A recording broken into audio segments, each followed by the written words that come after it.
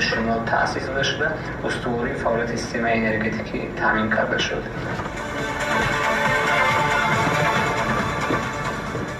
расидан ба истиқлолияти энергетикӣ имкон медиҳад ки талаботи афзояндаи аҳолии кишвар ва корхонаҳои саноатии нав ба нерӯи барқ қонеъ гардонида шаванд.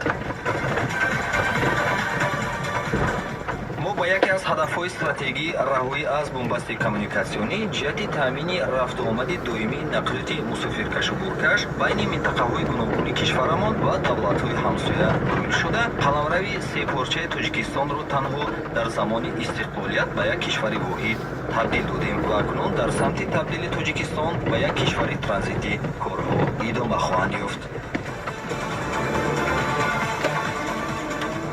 дар солҳои аввали соҳиби истиқлолӣ давлати мо дар бахши худкифоӣ бо маводи озуқа бо мушкилоти ҷиддӣ рӯбарӯ гардид. Бинобар ин яке аз ҳадафҳои стратегии давлат таъмини амнияти озуқаворӣ муайян гардида ба соҳаи кишоварзӣ таваҷҷӯҳ бештар шуд. Як қатор тадбирҳо аз қабили ба деҳқон вогузор намудани истифодаи замин, таъмини аҳолӣ бо маҳсулот ва корхонаҳо бо ашёи хом, муҳайё намудани ҷойҳои корӣ дар бахши кишоварзӣ роҳандозӣ шуданд ки дар натиҷа ин ҳама ба афзун гардидани иқтидори содироти мамлакат низ такон бахшиданд.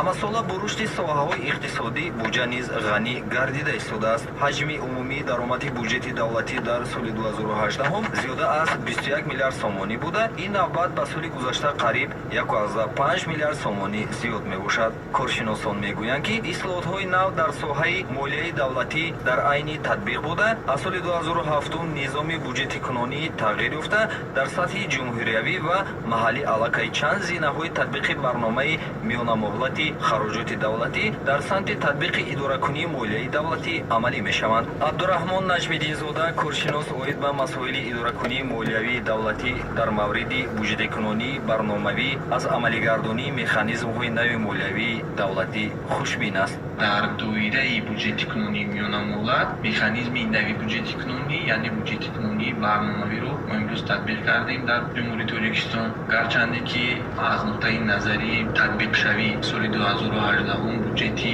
соҳаҳои маориф, тандурустӣ ва дигар соҳаҳои иҷтимоӣ бори аввал дар чунин шакл таҳризӣ карда шуданд. ин раванд аз соли 2010 дар Тоҷикистон аллакай замина гирифта буд ва ба таври пилотӣ дар соҳаҳои маориф, дар соҳаҳои тандурустӣ зина ба зина татбиқ мегардид. яъне дилхоҳ ислоҳоте ки мо дар низоми идоракунии молияи давлатӣ татбиқ мекунем, албатта он пеш аз ҳама дар шакли омӯзиш ва мутобиқ ба механизмҳои хоси идоракунии молияи давлатӣ фарз кардем ҷумҳурии Тоҷикистон ёки дигар давлатҳо амалӣ карда мешаванд ва ҳамин радиф дар ҷумҳурии Тоҷикистон низ якчанд марҳилаҳо ва якчанд зинаҳоро паси сар намуд ва имрӯз тавонистем буҷети давлатиро соҳаи алоҳидара дар асоси яъне буҷетикунонии барномавӣ аллакай таҳризӣ кунем.